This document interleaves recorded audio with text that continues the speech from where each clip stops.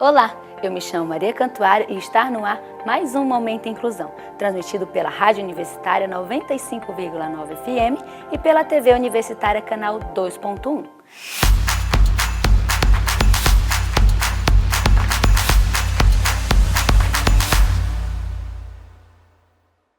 Para que todos me conheçam melhor, farei minha autodescrição.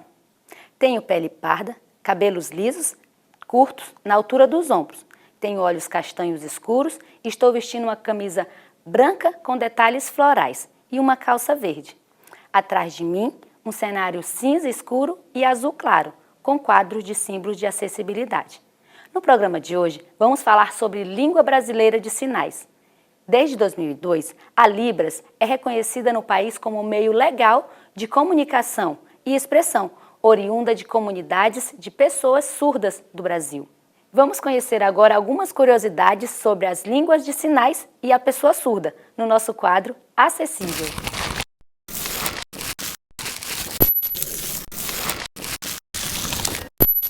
O que é a Libras? A sigla Libras significa a Língua Brasileira de Sinais. É uma língua oriunda da comunidade surda do Brasil e foi reconhecida como meio legal de comunicação e expressão pela Lei nº 10.436, de 2002, resultado de uma conquista histórica das lutas da comunidade surda. A Libras é uma língua de modalidade visoespacial com estrutura e gramática próprias, garantindo a ela o mesmo status linguístico que o português. E qual é o termo correto para se referir às pessoas com surdez? O termo correto a ser utilizado é surdo ou pessoa surda. Por desconhecimento, muitas pessoas acabam utilizando o termo surdo-mudo para se referir às pessoas surdas. Porém, este termo não é adequado. A mudez é outro tipo de deficiência e, em casos raros, pode ocorrer junto com a surdez.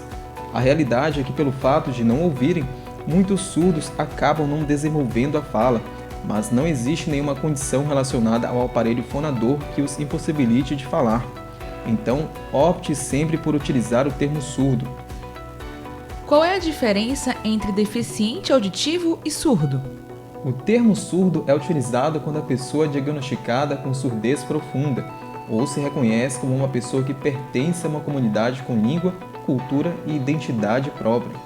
Por outro lado, quando a surdez é considerada leve ou moderada, com resquícios de audição, o termo utilizado é deficiente auditivo.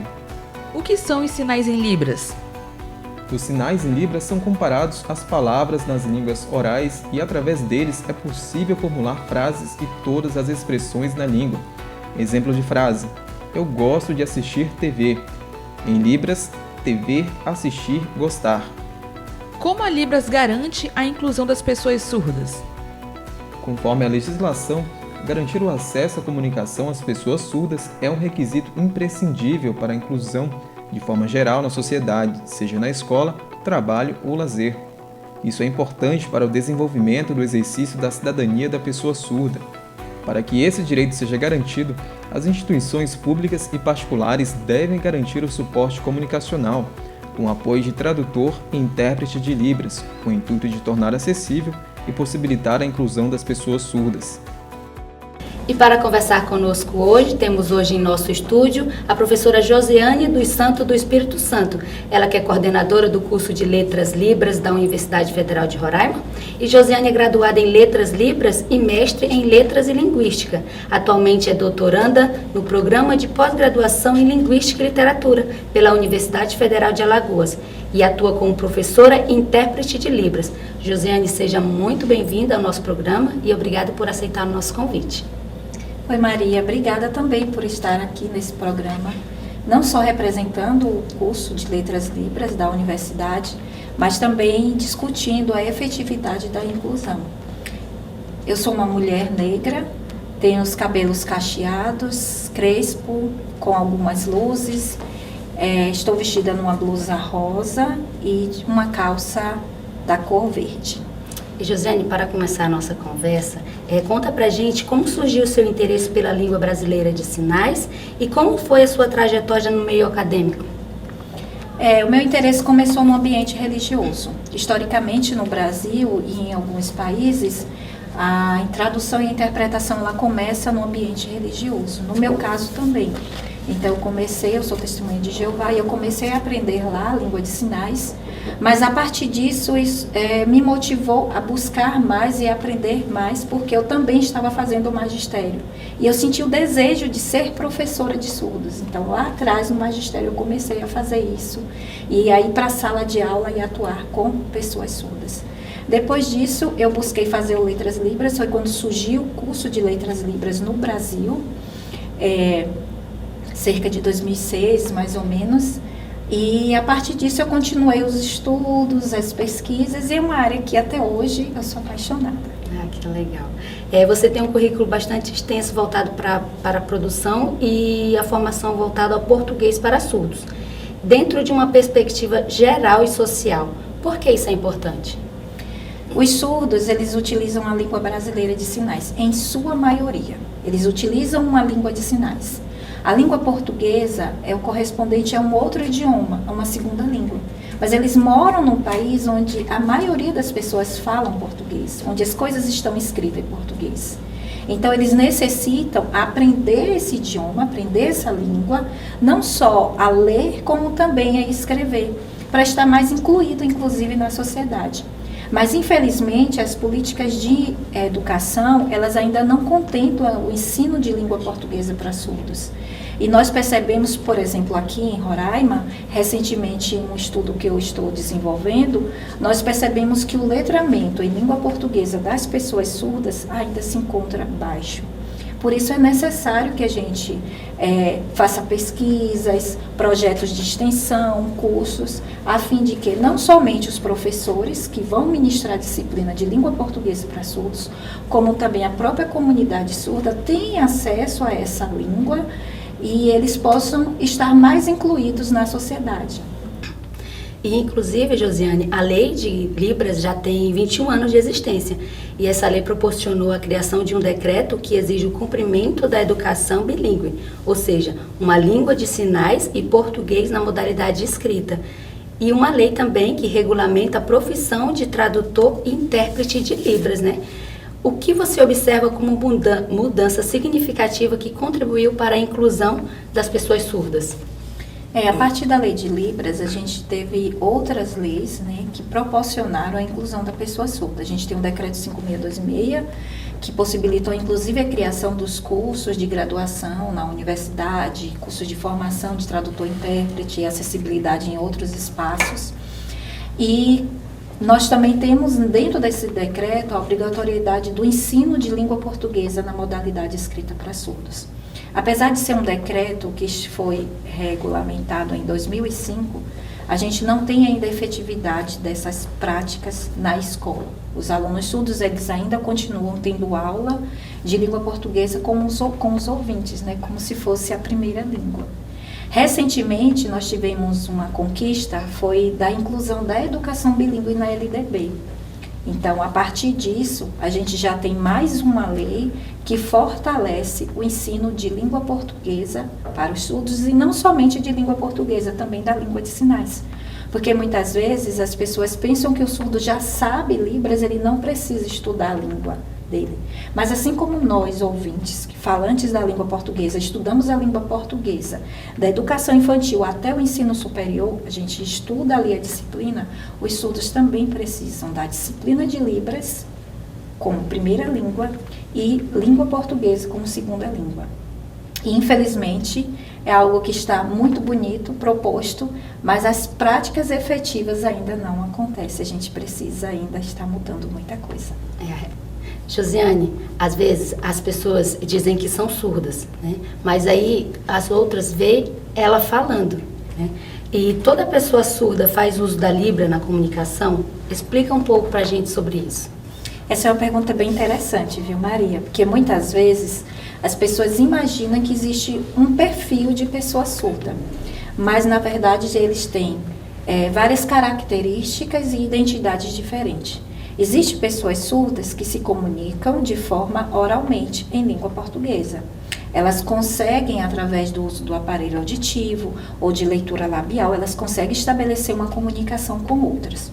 Existem pessoas surdas que também conseguem se comunicar oralmente, né, falando em língua portuguesa, No entanto, elas se sentem mais confortáveis em utilizar a língua de sinais. Aí elas falam em língua de sinais. Já existem outras pessoas surdas que também são surdas cegas, que precisam utilizar a língua de sinais tátil. Tem pessoas surdas, ensurdecidas, que não preferem utilizar a língua de sinais. Na verdade, nós temos que entender que cada pessoa tem o direito de escolher a forma que ela quer se comunicar com o outro. E, inclusive, uma dúvida bastante comum nas pessoas, se toda pessoa surda é muda ou a pessoa muda é surda. Explica também esse mito pra gente. É um mito muito comum que a gente ouve, dizer que é um mudinho, lá na rua tem um mudinho, na minha família existe um mudinho. Mas do ponto de vista clínico, mudez é uma coisa e surdez é outra. A maioria das pessoas que utilizam a língua de sinais que a gente conhece, os famosos mudinhos, na verdade eles são surdos. Se fizermos um exame, vamos perceber que eles têm algum impedimento de ouvir. Então a audição deles em algum local foi comprometida. E as cordas vocais deles estão intactas. Se vacilar, está melhor do que a minha e que a sua. Então, na verdade, eles não são mudos, são apenas surdos. E eles gostam de ser chamados assim. Então, não tem problema se você chamar a pessoa de surda. Obrigada pelo esclarecimento. E uma outra questão também que as pessoas têm bastante dúvida é sobre se a Libras ela é uma língua universal ou se cada país tem a sua própria língua. Cada país tem língua de sinais e eu ouso dizer que não tem apenas uma, tem várias línguas de sinais. Vamos falar o Brasil, né? Aqui a gente tem regulamentada a língua brasileira de sinais, a conhecida Libras. No entanto, vários estudos estão mostrando que existem outras línguas de sinais aqui, faladas em comunidades ciganas, comunidades indígenas e outras regiões também no Nordeste. Além disso, nós temos aqui em Roraima a fronteira com a Venezuela e com a Guiana e surdos que são indígenas. Então, essa diversidade linguística que ocorre com as pessoas ouvintes também é com as pessoas surdas. Então, os surdos que chegam aqui no Brasil, que são imigrantes da Venezuela, eles fazem uso da língua venezuelana de sinais. Aqui em Roraima, a universidade já está desenvolvendo estudos com pessoas surdas que utilizam, pessoas surdas que são da comunidade Macuxi, né, são indígenas, e eles utilizam uma outra língua de sinais que é diferente da Libras. Então, não só o país tem uma língua, como também pode ter outras línguas de sinais. Ela não é universal. E é interessante a gente esclarecer isso para as pessoas, porque acha que do mesmo jeito que é aqui, é em outro país, em outra comunidade, e diz também que as gírias, né? Então, assim, tem essa diferenciação linguística também de sinais, né? Temos a variação linguística. Eu, por exemplo, sou soteropolitana, sou de Salvador, Bahia. E quando eu cheguei aqui, eu estranhei alguns termos, algumas falas. Isso é normal, é uma riqueza linguística que a gente tem no português. Nas línguas de sinais isso também ocorre. Então, existem alguns sinais que eu utilizava no Nordeste, na Bahia, e aqui não é utilizado. Aí aqui eu estou também aprendendo os sinais regionais para utilizar com os alunos e também com as pessoas surdas. Ah, legal, legal. Esse é o Momento Inclusão, transmitido pela Rádio TV Universitária. A gente vai a um breve intervalo e voltamos já.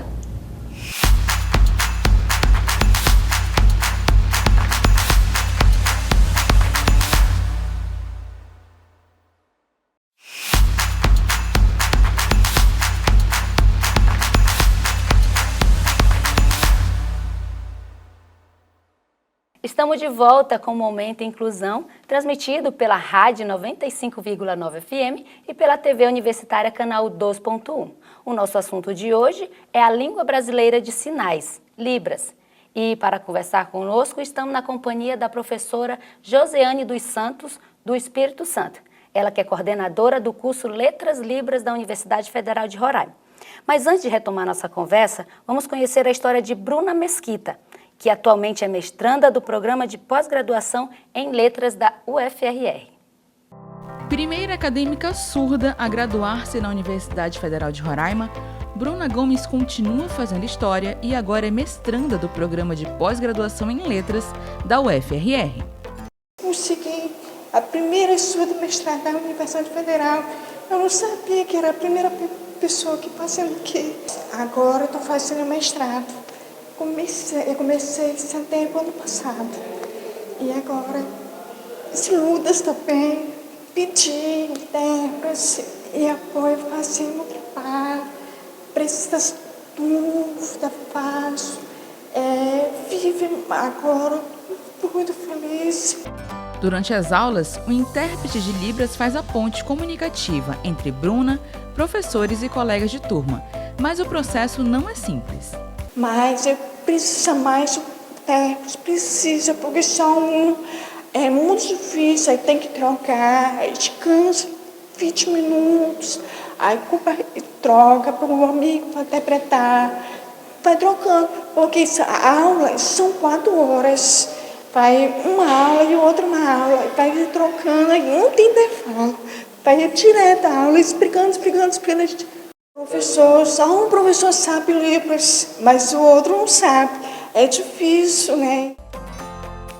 Em estabelecimentos como hospitais e bancos, a dificuldade de comunicação é ainda maior, pois não há intérpretes de Libras. O hospital não tem intérprete, só papel. Eu pergunto, escreve, ele difícil, vai responder, ele vai orar, eu falo mais alto, eu não estou escutando. Aí pega papel, ele vai orar, pergunta, vai. Agora a empresa é difícil, é só analisar, vai me olhar, prestar mais atenção.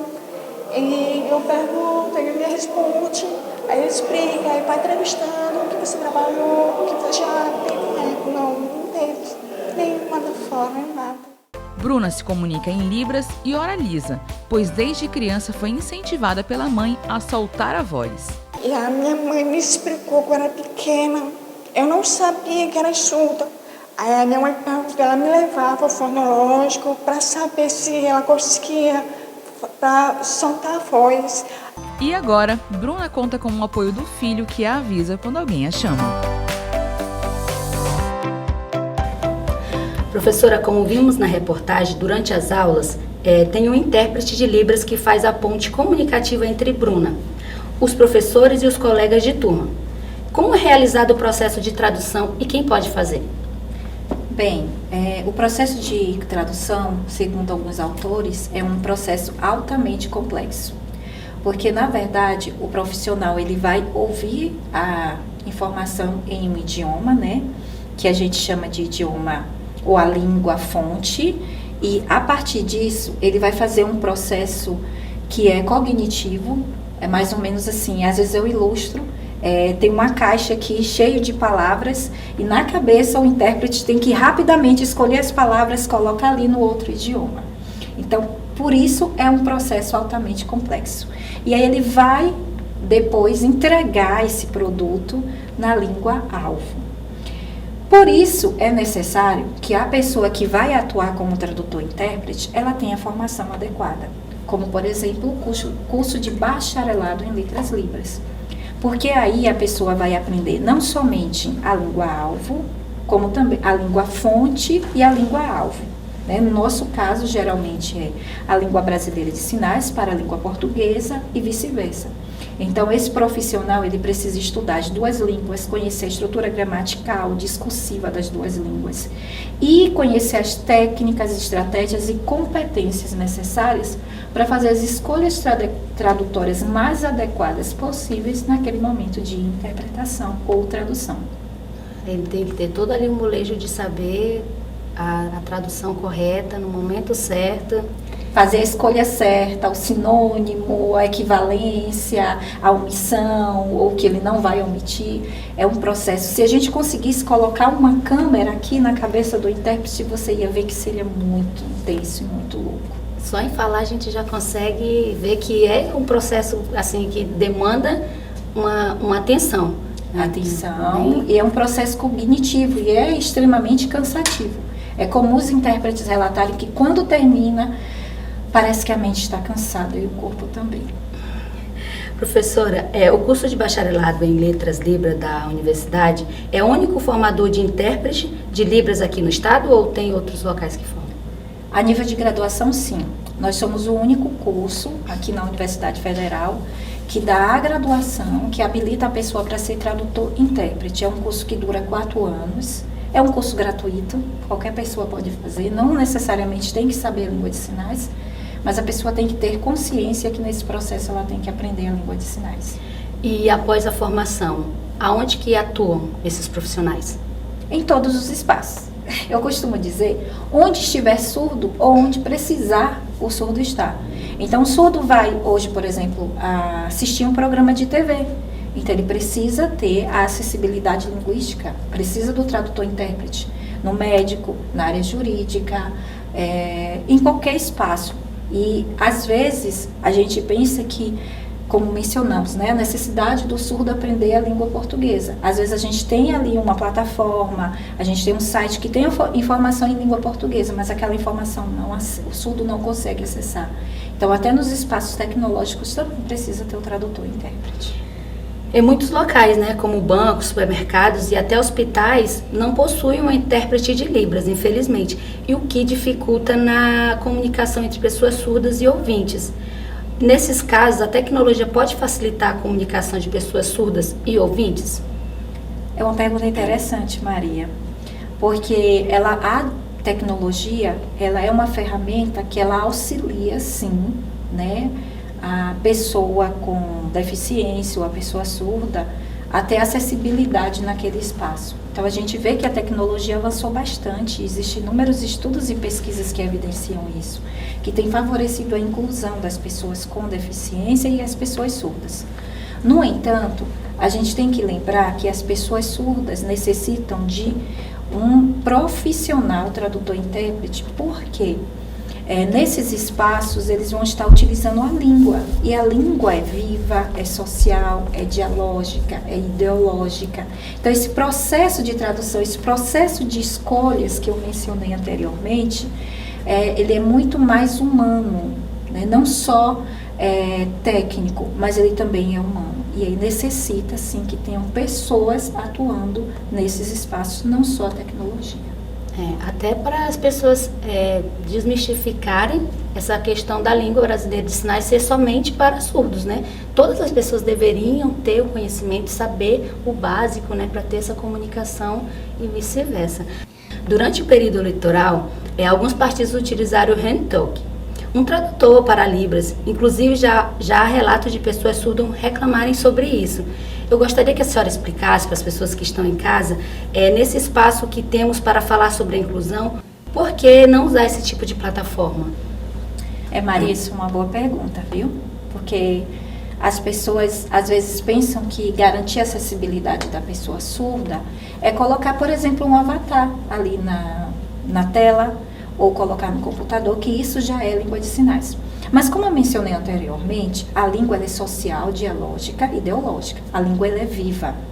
O avatar, por mais que ele seja programado, estruturado e tenha uma alta tecnologia, o trabalho de seres humanos por trás, né, que usam a língua, as línguas, o avatar, no momento que ele faz aquela escolha de uma determinada palavra, muitas vezes ele não consegue atingir o contexto social daquela palavra.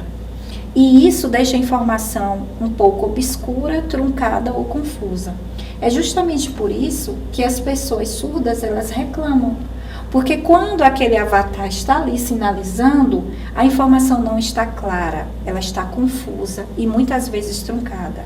Às vezes, o avatar ele faz uma escolha de um determinado termo que dentro daquele contexto não é mais adequada, mas na programação dele é adequado para outros contextos. E aí ele coloca. Uma outra coisa também é que ele vai utilizar às vezes a soletração, o que não significa que o surdo vai ter acesso àquela informação. Então, por mais que a tecnologia seja boa, seja importante, a gente necessita, sim, esses avatares, em alguns momentos eles são úteis, mas nesses momentos como propaganda eleitoral, sala de aula, atendimento médico e outros contextos que requerem uma intermediação, uma interação linguística, o adequado é que a gente tenha o profissional tradutor ali, ao vivo. Professora, muitas das vezes as famílias assumem uma responsabilidade que a mediação é comunicação em todos os setores, né? Em hospitais, supermercado, acabam trazendo para si essa responsabilidade. E de que forma isso prejudica a acessibilidade das pessoas surdas no âmbito social? A família, ela tem um contato inicial com a pessoa surda. Algumas famílias conseguem aprender a língua de sinais, por exemplo, a língua brasileira de sinais. No entanto, outros utilizam gestos, sinais que são caseiros, que é aquela comunicação do dia a dia. Quando a pessoa surda, ela vai, por exemplo, a um ambiente médico, ela precisa que as informações sejam na sua língua e que seja o mais claro possível. Por mais boa intenção que a família tenha, ela muitas vezes desconhece aquela língua, os aspectos discursivos, gramaticais da língua de sinais, por exemplo, da Libras, e ela não consegue explicar.